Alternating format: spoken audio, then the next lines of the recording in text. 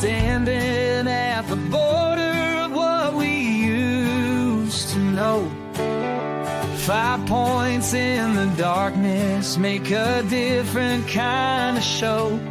They say we're better together, but what do they know when the stars align differently down here below? And maybe we'll rise when we cut all the ties. There's a flag that we fly under our own sky.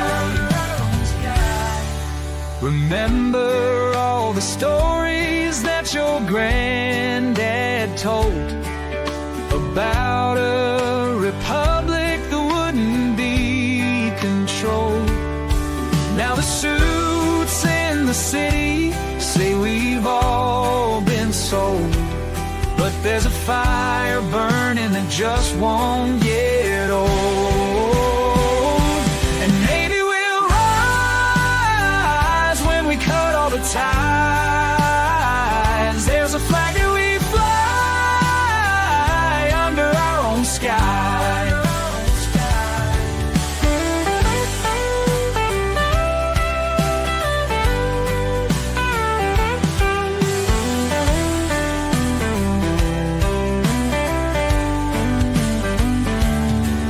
They draw their lines on paper, we draw ours in the sand. Some dreams are getting closer, while some don't understand. Don't understand. The highways stretch forever toward a setting sun, where cattle graze on memories of battles won. They say unity's the answer, but maybe we're done with playing by the rules of the chosen ones. Oh, maybe we'll rise when we cut all the ties. There's a flag that we fly under our own sky.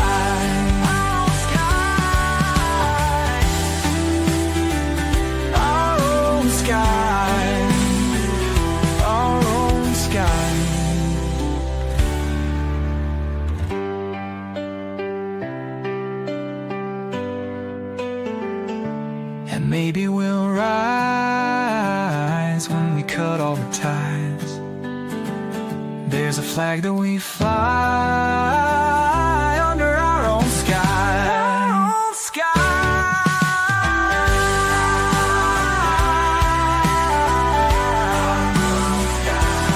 Our own sky.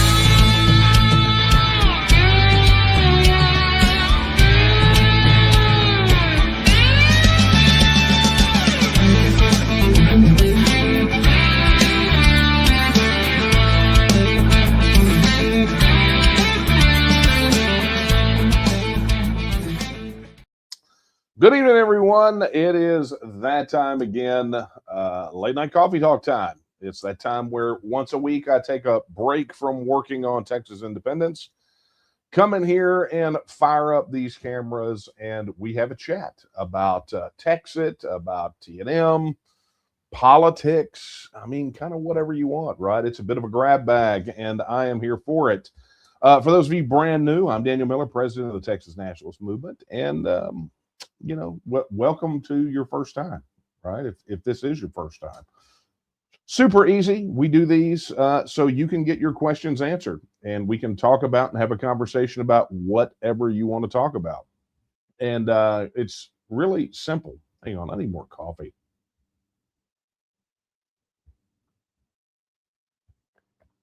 Yeah.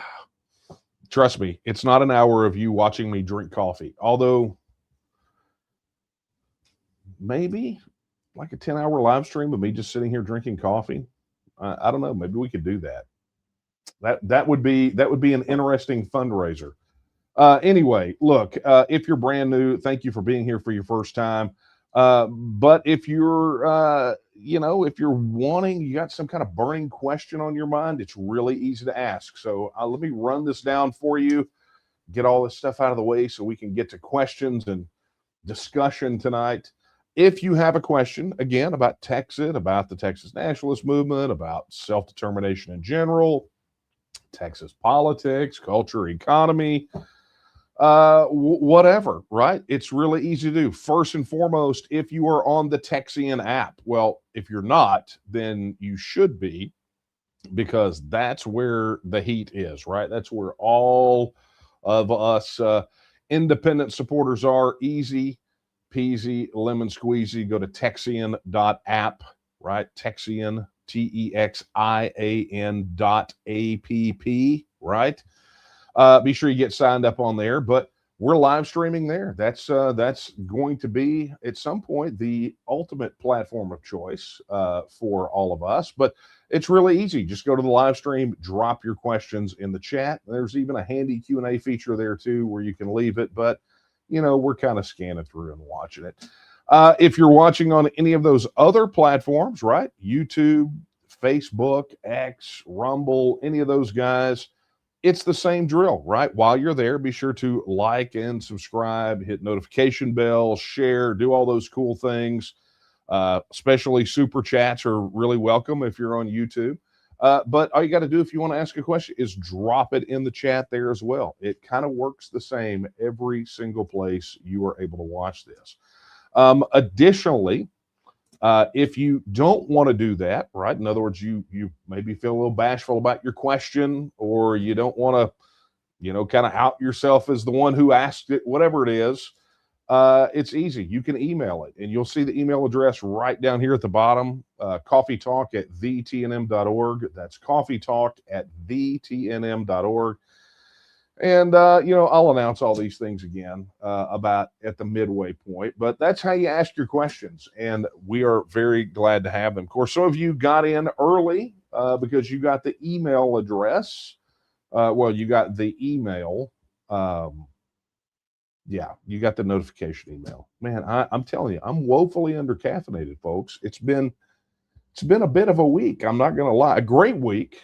Lots of really cool things happening on the TNM front, but I could use some more of this. Interestingly, I made a bit of an observation the other day. So, okay, I don't know where that came from, but we'll take a look at it. So anyway, I made an observation, and some of you may have noticed this as well, is that, when I was off for that period of time because I was sick, weirdly, when I came off of that illness, I haven't been drinking nearly as much coffee as I normally drink. And it's a bit of a mystery. I don't know. I don't know what's happened, but I promise I will get back on the horse at some point. All right. Well, let's get down to it. Let me open up my little window over here. Look at that. There's some questions there and some questions here. And, let's see. Okay. And some questions here. Hey, I see somebody in the chat, and I want to go ahead and get this in early tomorrow. If you watch this month at the TNM, which is video series, we release it right here on the TEXIT app. But it is every month, Will Casey releases an episode where he talks about things that are important going on with the movement at the time, context we're in, particular topic. And he's been running it for, golly, I don't know, Will, you'll have to tell me how many how many episodes we're at right now. But anyway, long story short, if my records hold, tomorrow is Will Casey's birthday. And so to you, Will Casey, happy birthday, sir. Hope you have a great one. Okay. Oh, this is a good one. Okay, so yeah, we will accept that one. All right, so good to go. All right, so let's take one right out of the chute, right? This was submitted on the TEXIT app, and it says, of course, these all come in anonymously, which is kind of fun, right? What exactly does the 1.6 million Texans voted Texas first in 2026 from TNM.org represent? Where did the votes come from? That is a great question. And I'm going to actually pull that up so I could show you what that looks like. Let's share this tab instead, and we're going to take you on a little walk. We're going to take you on a little walk through the website. All right. So the number that the person who's asking this question, you will see here, right? Let me maybe blow this up for you guys a bit. Yeah, look at that. You will see that number right here, and you will see it repeated throughout the site. Okay. And so let's see. I know there is another spot to find it. All right. We'll just make this much easier. But anyway, if you go look at, oh, I know where it is. Sorry. Hang on.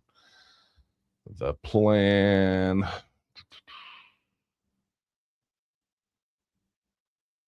I'd have to find it. I thought I knew exactly where it was. But essentially, what it boils down to is this. For those of you who do not know, we have something in the TNM called the Texas First Pledge. If you are not familiar with it, you can go to taketexasback.com, right? And you can find out if any of your favorite candidates or office holders have signed the Texas First Pledge.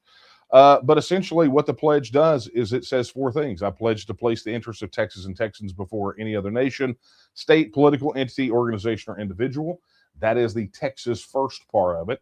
And then they further pledge to uphold the right of Texans under Article 1, Section 2 of the Texas Constitution to alter, reform, or abolish their government. And then Part 3 and 4 essentially deals with the referendum. Not agreeing to independence, not saying they support Texas becoming an independent nation, but at a minimum, they uphold the right of the people of Texas to vote on it and will work to make that happen. And in addition, if the vote or when the vote is held, they will abide by the results of that vote and not try to cut the legs out from under it. Okay. And so you can see on the site all these various candidates that have pledged Texas First. There's plenty of them. I'm not gonna bore you with all that. Current candidates, former candidates, current office holders, they are all there. So with that in mind, obviously we watch the elections keenly, right? Because we want to see number one, how Texas First Pledge signers do. And so after the most recent primaries, we were doing our normal after action report. And I'm going to take you to that. We were doing our after action report, and there was actually a story about it on the Texian Partisan. And that's what I'm going to show you next, because that walks you through every bit of where that 1.6 million voters came from. Now, essentially, what you have to do to arrive at that number is you establish a floor. Okay. And so what is that floor? Well, that would be the highest number of votes cast for a Texas First Pledge signer. Okay, so that becomes the floor, because you say this is the number of people who voted Texas First because they voted for a Texas First candidate. And I'm going to find it.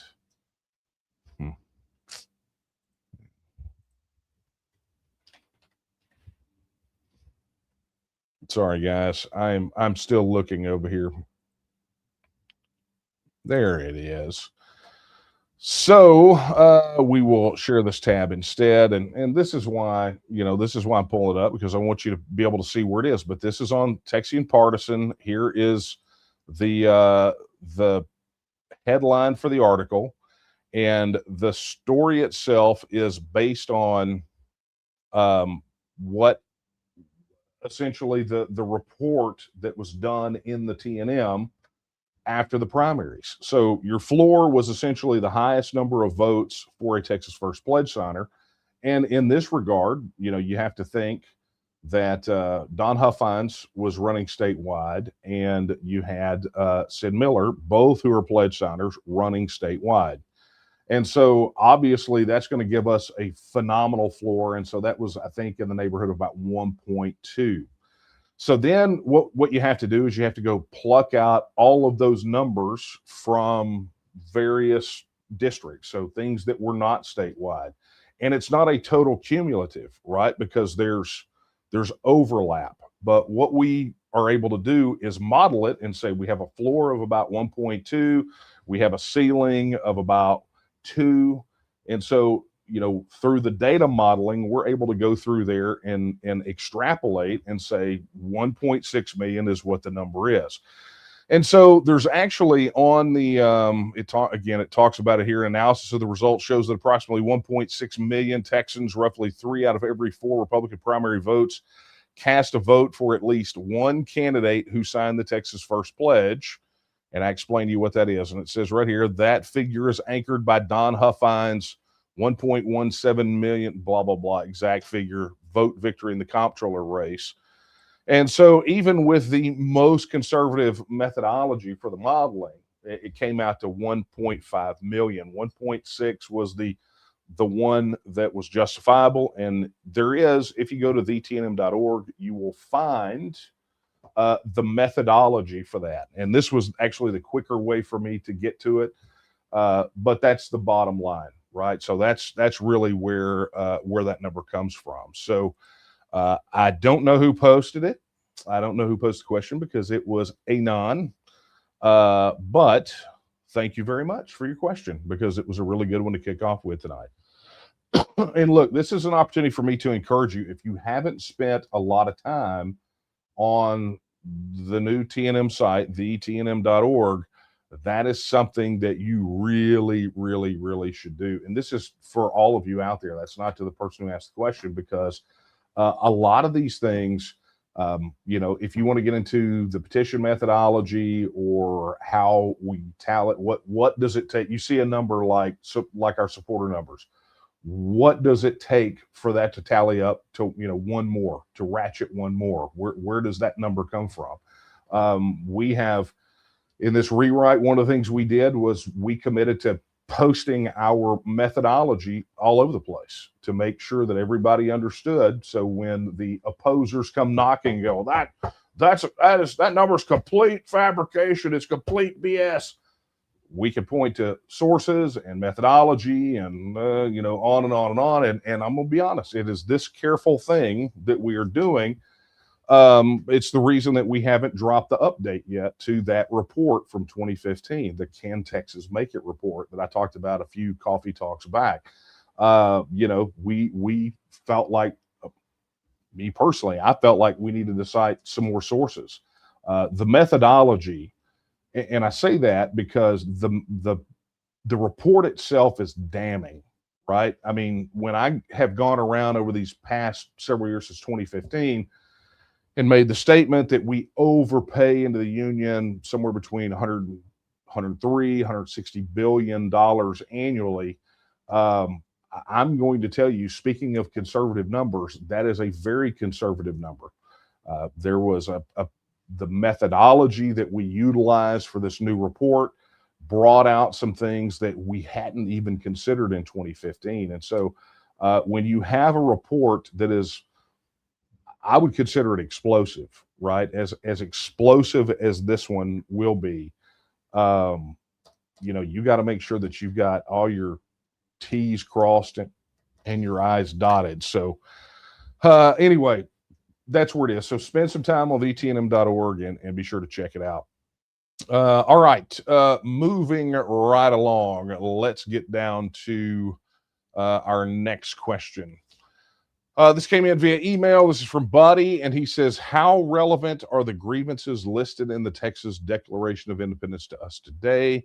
I think you could replace the Catholic Church with corporate media or big tech, and it would be spot on.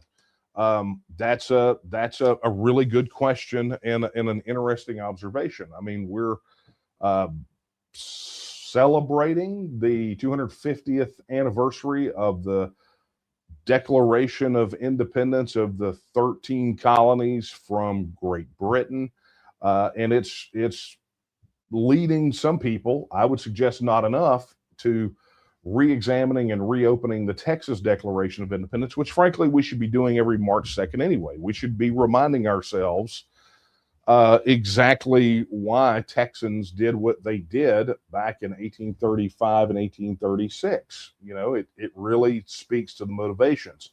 I did a recent interview with Dr. Mark Holchak, and he, you know, he's the Jefferson scholar. You guys probably saw that one posted on the Partisan, posted on Texian. But it was I really enjoyed it because he's one of the foremost, if not the foremost, Jefferson scholars. I mean, just an absolute prolific academic on the subject of Thomas Jefferson, not just the Declaration, but I would suggest that he's hard to beat when it comes to knowledge about Jefferson, and particularly his beliefs and motivations that led him to make some of the choices that he made in the Declaration of Independence. But one of the things we talked about, particularly on that podcast interview, was that he, he had read he had lived in San Marcos at one point. But I made the point that, look, the Texas Declaration of Independence is so close to the one Jefferson wrote that it's practically plagiarism. But look, good ideas are good ideas, and those principles transfer from one person to the next or one people to another, and they get adopted and they get expressed through the lens of their current situation, their culture, their circumstances, whatever it is. And so, buddy, your question is really good. And so let's just, you know what? Let's just do this. We got plenty of time, and this will be good for a lot of other folks. So let's do this. Click, and there. Look at that, just like magic. Let's just take a look while we're here at the Texas Declaration of Independence. So let's just get through these parts, right? When a government has ceased to protect the lives, liberty, and property of the people from whom its legitimate powers are derived, and for the advancement of whose happiness it was instituted, and so far from being a guarantee for the enjoyment of those inestimable and inalienable rights, becomes an instrument in the hands of evil rulers for their oppression. Okay, so right out of the gate, literally right out of the gate, what the Texians were doing was establishing the problem and the relationship, right? Because they're expressing it in the negative. When government has ceased, right? So by saying that the government has ceased, they're saying that the government had a duty to do these things, to protect the lives, liberty, and property of the people. And then it goes on in that next statement, from whom its legitimate powers are derived. So what are they saying? They're saying that the government only governs by consent of the governed, right? They're saying that government has no power, no legitimate power, that is not derived from the people. Well, if this sort of at principle sounds familiar, it's because it's literally in Article 1, Section 2 of the current Texas Constitution, which has been in some form part of the 1836 Republic Constitution, 1845 State Constitution, on and on and on. But it is, in effect, the Bill of Rights and the law of the land in Texas today, that all political power is inherent in the people. right? And it says, after that, all political powers inherent in the people, and all free governments are instituted by their authority and for their benefit, right? So that's essentially what this is. You look at this just right out of the gate. It is, I think, the framework or the spine for what ultimately came about, what became today Article 1, Section 2. But moving right along, it says, when the federal Republican Constitution of their country, and I want you to key in on this, the federal Republican Constitution of their country. So what that tells you is this is something that it's weird. So, I mean, it's not like a lot of people understand this, but Mexico then and Mexico even now is not just Mexico. It's the United States of Mexico, right? Constitution of 1824, they had a federal Republican constitution, one that said, here are these states. These states are what constitute Mexico, and they have, they have sovereign rights, and the people have rights. I mean, this is what enticed so many settlers to come from the United States or around the world to come to Texas, because they're like, hey, this is a governmental structure that we recognize, not something thoroughly incompatible with what we are used to. Now, for people that were immigrating over from Europe, it was definitely something they probably were unfamiliar with in the age of monarchs and monarchy. But a federal Republican constitution, right? It was a constitutional republic, a federation of these sovereign republics, so to speak. But let's carry on. When the federal Republican Constitution of their country, which they have sworn to support, no longer has a substantial existence, and the whole nature of their government has been forcibly changed without their consent from a restricted federative republic composed of sovereign states to a consolidated central military despotism in which every interest is disregarded but that of the army and the priesthood, both the eternal enemies of civil liberty, the ever-ready minions of power, and the usual instruments of tyrants. Okay? So you understand this in the context of when it was happening and what was happening in politics in Mexico. Essentially, the centralists came into power, usurped the 1824 Constitution they're talking about here, and had what they refer to as an unholy alliance between the central powers, the military, and the Catholic Church that had a hold in Mexico. And so the people in Texas at the time essentially said, this is the conspiracy. These are the people that are working to undermine and eradicate the document under which we are governed, that are here to eliminate that compact. And of course, it became embodied in Santa Anna, right? That became the target, but it was essentially an entire systemic change of government. When they talk about the government being overthrown or the Constitution being overthrown, I mean, they literally say it right here, when it no longer has a substantial existence and the whole nature of their government has been forcibly changed without their consent from a restricted federative republic composed of sovereign states to a consolidated central military despotism. So I think we go back to Buddy's question and say, look, is this, how does that compare with our situation today? And I would posit that is ultimately the situation that we are in right now, right? I mean, not necessarily exactly that, but it's kind of like asking people, do you recognize this government that purports to govern you? Or when we flip the script and we ask the question, if Texas was already independent, knowing everything you know about the federal government today, would you vote to join? When they say no, that is essentially saying this sort of same thing. It's not going to be exact. I talked about this before. No two independence movements are exactly alike. Not through history, not from place to place. They just aren't. You hear people say you never step through the same stream twice, and that's exactly what this sort of thing is. So the details are different, but the spine is effectively the same.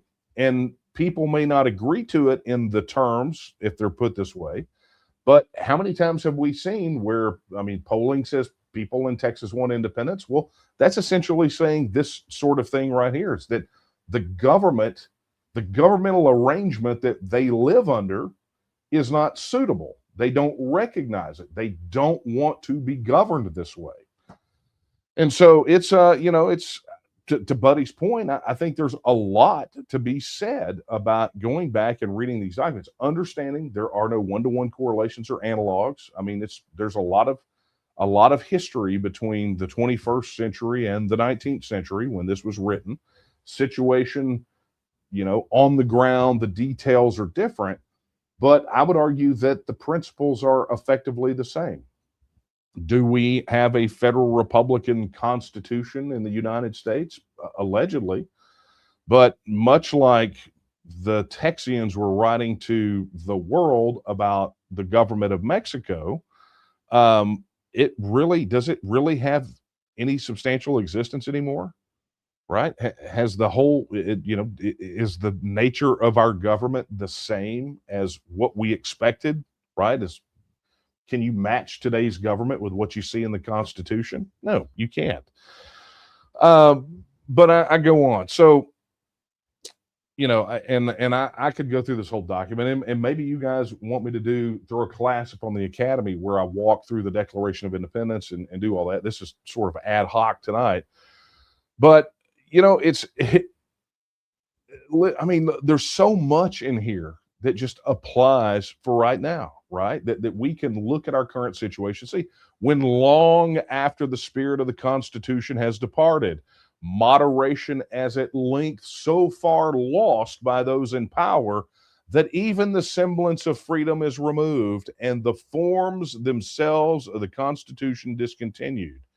And so far from their petitions and remonstrances being regarded, the agents who bear them are thrown into dungeons and mercenary armies sent forth to force a new government upon them at the point of the bayonet.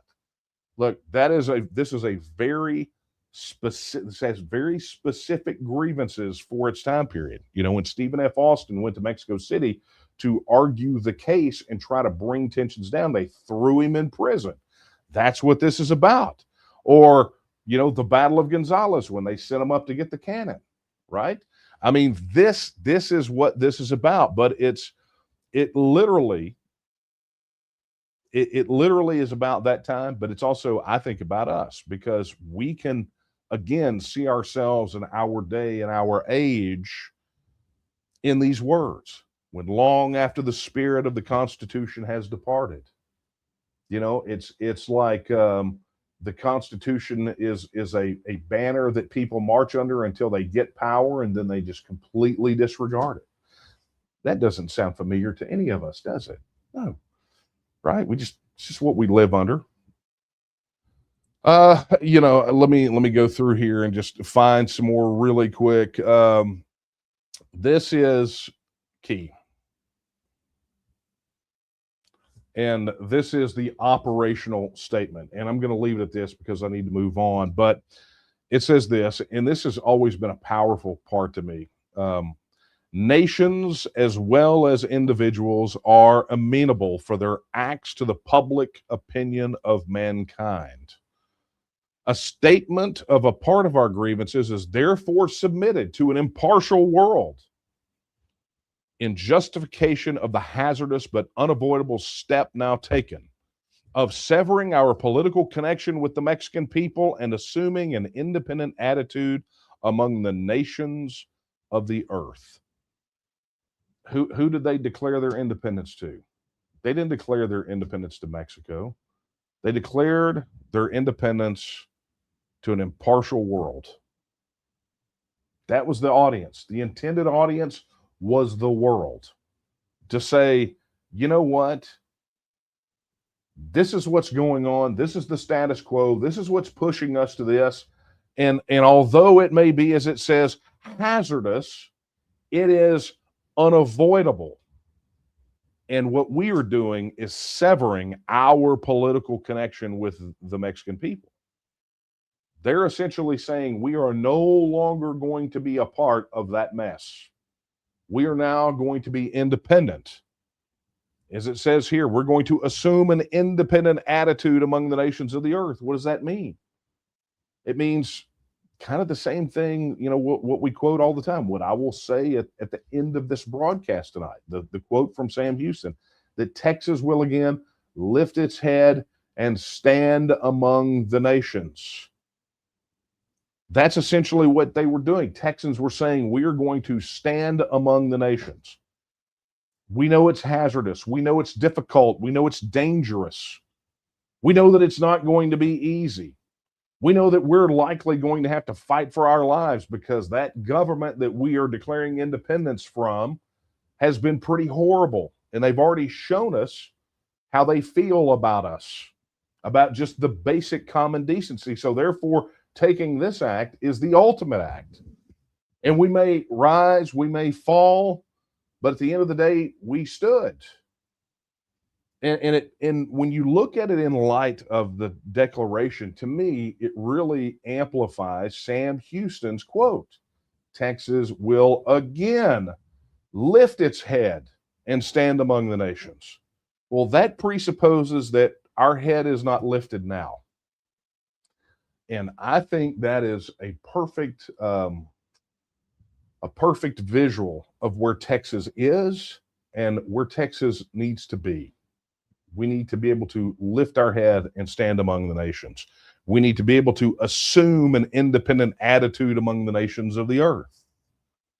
That is the true reality of the day that we live in, because in effect, the core principles, the core grievances that were held by those people that declared independence in 1836 are at their foundations and root no different than what we're experiencing here right now. So the question becomes, if they could assume an independent attitude among the nations of the earth, given all of the obstacles in their way, what's stopping us? What's stopping us? I mean, are you willing to do and go through what they went through to get it? And granted, we're not having to march into bayonets and all that. We've got a legitimate path to achieving our independence. We're not some piece of a state that's trying to break away like it was then. It's a very different world that we live in right now. But the motivations are the same. The goal is the same. The attitude that we have to adopt is the same.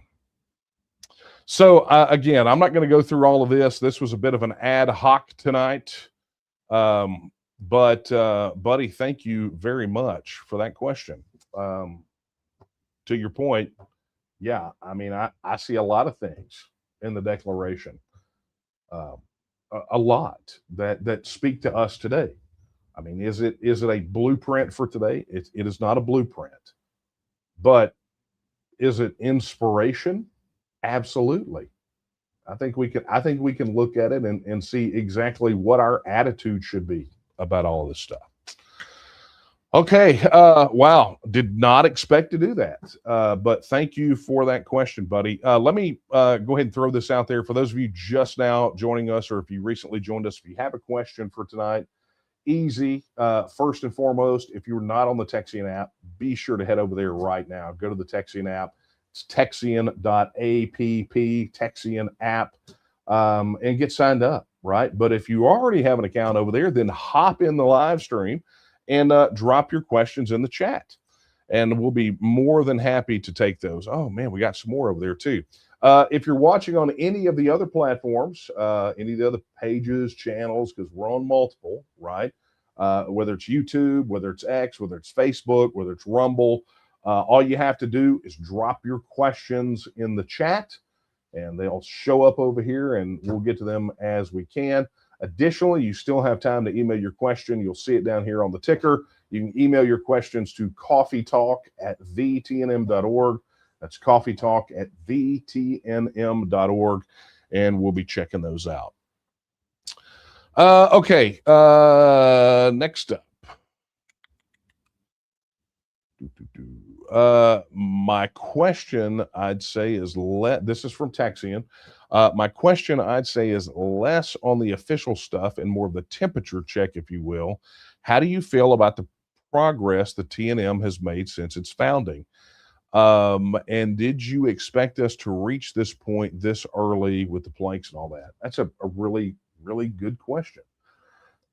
And one I can answer. I think I wrote an op-ed about this. I think I saw it on Texas Partisan a while ago.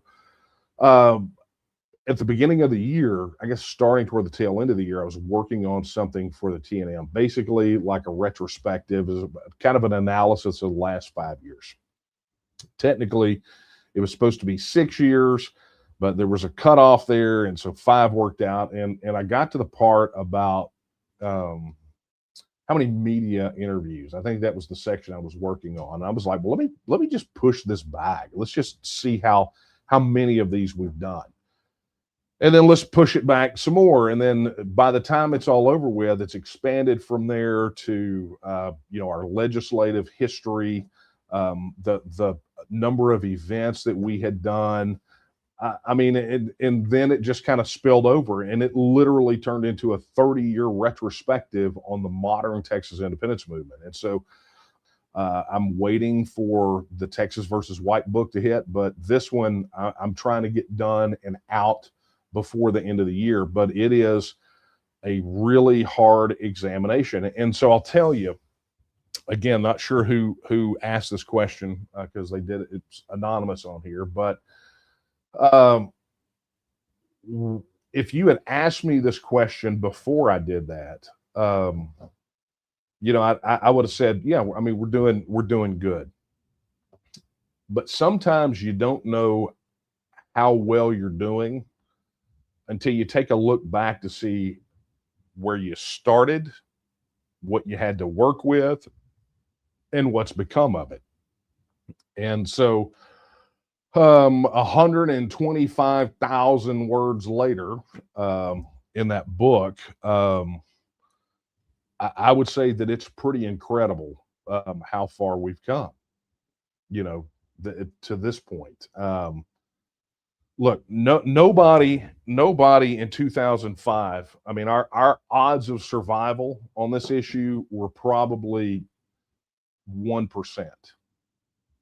I mean, we had just a sliver of a shot at seeing this thing happen. I mean, it was there, but you don't base doing the right thing off of the odds, right? I mean, that's just the way that it works. If you're a person of decent character, then you don't measure whether you do right or wrong by determining what the odds are. And so, against all odds in November of 2005, we did the thing and we pulled the trigger. And I mean, there was nothing. We had $0. We had really about 4 of us, by the time it was all over with. I think we still have the table where we signed the documents to institute the mission and sort of all that original kind of paperwork that we did, which to this day, the mission is exactly the same. The principles are exactly the same. I mean, it's all the same. We're doing exactly the same thing that we did from the launch. But, as a temperature check through that process, I looked at polling throughout the entire history of the TNM.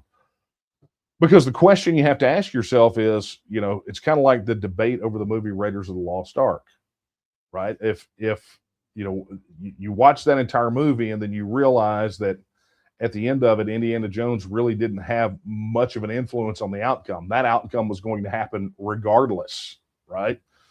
And so you kind of wonder if that's the situation here. Would Texas independence even be a thing right now had the TNM not been fanning those flames and consciously building and steering the conversation? And it was evident. There was definitely a direct impact on what we did to shift the Overton window. And I hear it time and time again from people like, we can't, people that have political influence. They're amazed at what we've been able to do. and particularly with the little that we've had to do it with. So pretty incredible stuff. But that being said, did I expect us to reach this point early? You don't ever start without some idea of victory in mind, right? I mean, you got to think there's at least a chance, just, but even then it's the right thing, but you still got to find some path to victory. Otherwise you'd try something different, right? So there was always in our mind that win on the horizon. And I have to tell you, we are following to this day, beyond the mission and the principles, we are substantially following the same plan that we started with in November 2005. Granted, circumstances have changed a bit, but the sequencing, the plan, if you go to thetnm.org that I pulled up earlier and go to the plan, understand the origins of that plan, November 2005, the founding of the TNM. So, ultimately history will grade us on how well we're doing. But I got to say, we're at that point. If we had the referendum tomorrow, we would win. Now it would be hard, right? But we would win. And that is, I think, a testament to where we are. And I think, if you look at everything that we've done all the things people said would never be done, and then some more. So I expect a lot more of that on the horizon, if I'm being honest. So, all right. Anyway, thank you so much for that question. Did you expect us to reach this point this early? Yeah. I mean, maybe. It's I don't look at it in those terms, right? Just milestones. Did I expect us to hit the milestones we're at right now? Yeah. Did I know that this was exactly going to be those milestones? Not necessarily. But yeah, I think that's the answer to your question. Anyway, thank you very much for that. That was a good one.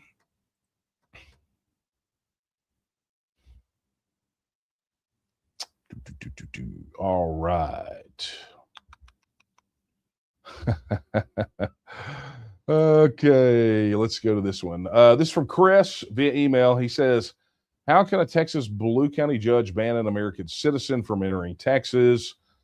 One side wants to act like we're in an independent Republic of Texas when it suits them, but then turns around and denies our right to vote for independence. This is about the Jake Lang thing. I don't have a lot of background on this, other than someone who was vocally protesting against the Carmelo Anthony family and kind of their grift running around that whole trial. Wound up getting arrested, and I believe it was for making a terroristic threat, and he did not deny it. And so a condition of his bail release, he had to wear an ankle monitor, but additionally, the judge said that he had to not be in Texas, which is that has some kind of interesting implications. The only way he could come into Texas was if for court appearances, right? So he wasn't blacklisted out of Texas. It was a condition of bail, right? For him to be let out on bail pending his trial under making the terroristic threat, the terroristic threats, the alleged terroristic threats. So it really does kind of bring up something interesting, right? Which is, first off, this is in Collin County, and I think the judge is a Republican judge, but don't hold me to that. And Collin County is, probably, I think, ostensibly a Republican county. But I think it really has some kind of interesting implications here, right? And I think for this particular one, you have a judge that's effectively saying, you may not enter Texas as a condition of your bail. They'll let you out of jail, but you must not set foot in Texas unless you have a court date. Okay, that's one thing. But then we've got a massive problem with, everything else, with immigration and the border and the H-1B visa problem that's happening in that same area.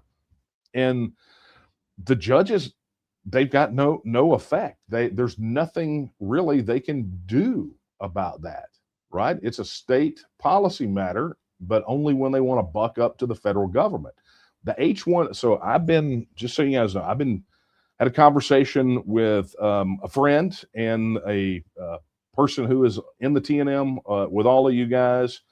And he said that one of the biggest concerns in North Texas right now is the whole H-1B visa situation. And so I was loosely familiar with it, but I have spent the last week just deep diving everything related to the H-1B visa crisis. And I'm going to call it a crisis because it's a pretty major one. But it's been rather eye-opening how impotent Texas is in relation to the H-1B visa problem, so long as we are still part of the United States. That's just the reality of it. As long as we are in the Union, they've effectively neutered the Texas government's ability to do anything about it, from a policy perspective, from legislation, from preventing the governor from executing executive orders. So I'm going to have this next week. I'm going to have conversations with some of our legislative allies and find out if there is a state level policy solution to this side of independence, right? This side of the referendum. Look, we already know that the solution to, this issue with people coming into Texas, coming out, who comes in, who, that sort of thing. We all know that independence takes care of that, right? I mean, as long as it's in the federal government's hands and as long as Texas continues to be part of the union and acquiesce to that control, then it will forevermore be at the whim of the federal government. And honestly, do you want the federal government managing anything related to your life and your community and your family? Well, absolutely not. They're horrible at it, right? They're just absolutely terrible at all of it. And so when you become a self-governing independent nation, you get your sovereign rights, and those sovereign rights are border and immigration. That's two of those sovereign rights that nation states possess just by their very existence as nation states, is the ability to regulate their borders and regulate immigration. And so, we may be having a much larger conversation leading up to the legislative session about the H-1B visas and how really the only solution to fixing this problem is Texas independence. Because I have been researching this solid for a week, and I find nothing, not a single thing, that within the framework of the federal system, Texas can really do about it. So, but I'm going to run that to ground like I do everything else. So anyway, Chris, thank you for that question. All right, let's see what else we got here. Okay, you run over here.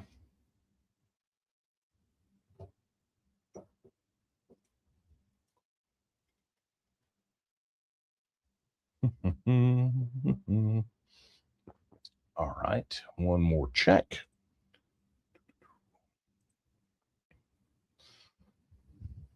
All right. This question came in on the texting app. Says, "Are any Democrats pledge signers?" I'd have to go look, but I showed you the website, taketexasback.com.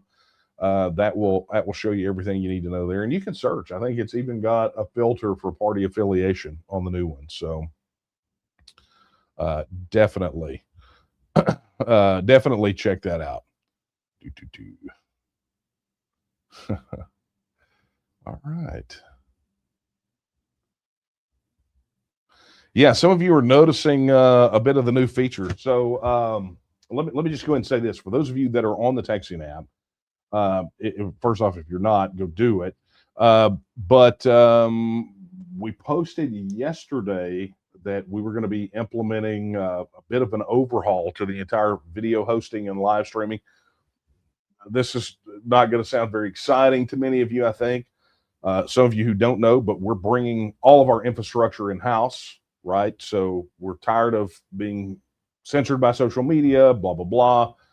That's why the texting app exists. It is the framework, the backbone of the work that we do, and it's where Texans get together and connect. But that being said, we brought in a lot of our infrastructure from other services. We're trying to get as tight as we possibly can. I don't trust where the world is going. And look, if you're an independence organization, it's best if you control your own infrastructure, as much of it as you possibly can.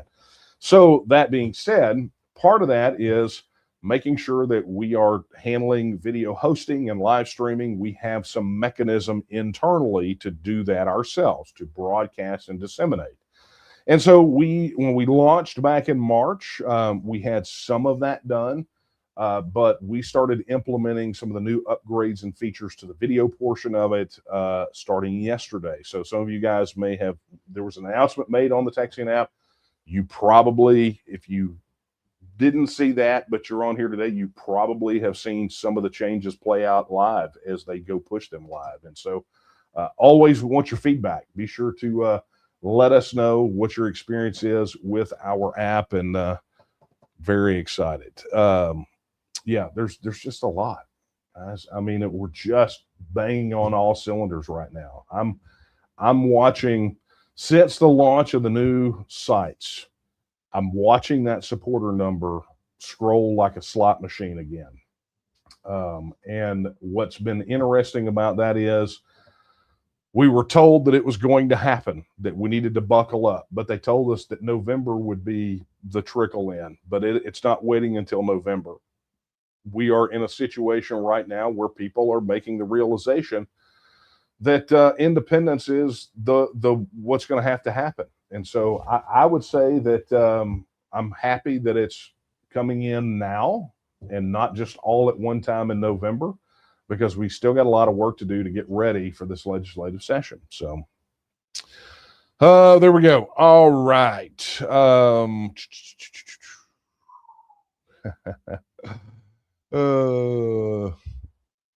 Yeah.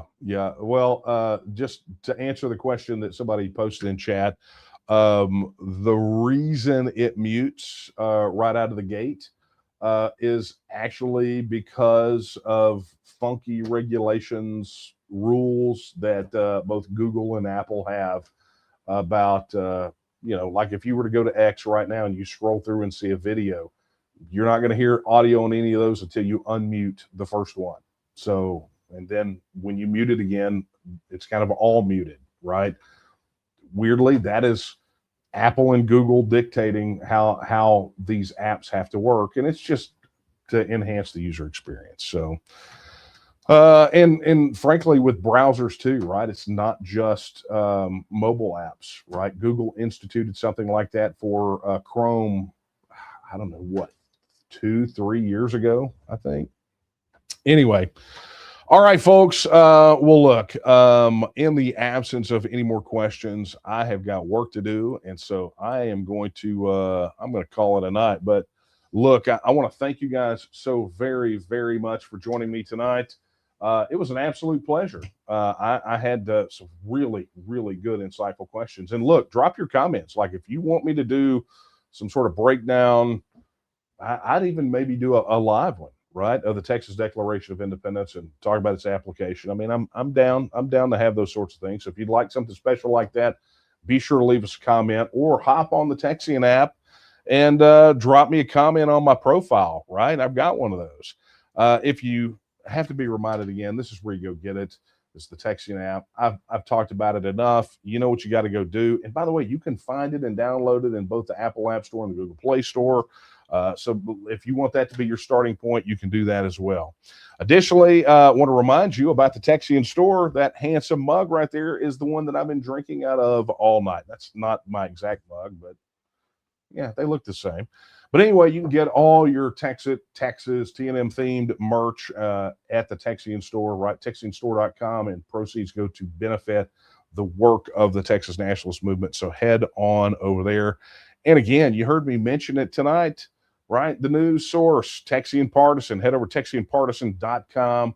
That's where you're going to get your news and perspectives, really from an independent Texian lens. Oh, I can't wait. I cannot wait until I see somebody jump on here and ask me the Texian question again. I'm loaded for bear on that one because that's been a fun conversation to have as of late. But anyway, TexianPartisan.com, that's where you can go get your news. Head over there right now. And be sure you subscribe to Texan Partisan newsletter as well. And my friends, that is, as they say, a wrap. Like I said, thank you so much for joining me tonight. We will see you again next week, and we're getting ready to do some things with our content here, and just preparing you for it. Be putting that in the back of your mind. But that being said, I already warned you much earlier in the live stream. These are the words I'm going to leave you with tonight. They're the words I leave you with all the time. Not my words, the words of Sam Houston, when he said that Texas will again lift its head and stand among the nations. I believe that time is now, and the question is, will you stand with her? Good night, everyone.